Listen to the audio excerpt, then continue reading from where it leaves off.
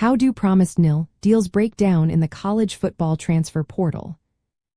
Imagine promising a player a big NIL deal to join your team, only for it to fall apart after they transfer. That's a common story in college football today. Let's break down how these deals often don't hold up once a player enters the transfer portal. First, most NIL deals are negotiated through third-party collectives or boosters, not directly by the university. These groups operate independently and have their own rules and budgets. If the collective is short on funds or decides not to pay, the promised NIL deal can disappear. Second, NIL deals are usually tied to the player's performance and visibility at the new school. If a player transfers but then gets injured or loses playing time, the deal might be reduced or canceled. This makes these agreements more fragile than traditional scholarships or contracts.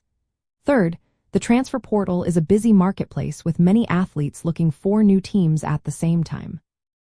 Schools often promise NIL incentives to attract players, but once they arrive, the actual funding might not match initial promises.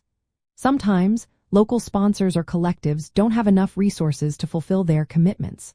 Fourth, the NCAA's rules around NIL and transfers are still evolving. This means that enforcement and transparency are not fully developed. Agents, coaches, and collectives might make promises that aren't clear or realistic, leading to misunderstandings. When players transfer, these overpromises can quickly unravel.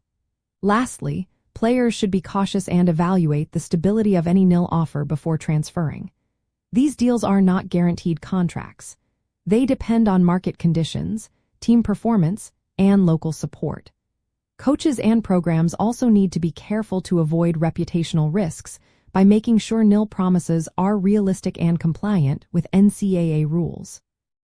So, in the end, promised NIL deals often break down because they are informal, performance-dependent, reliant on third-party funding, and subject to the changing landscape of college football rules.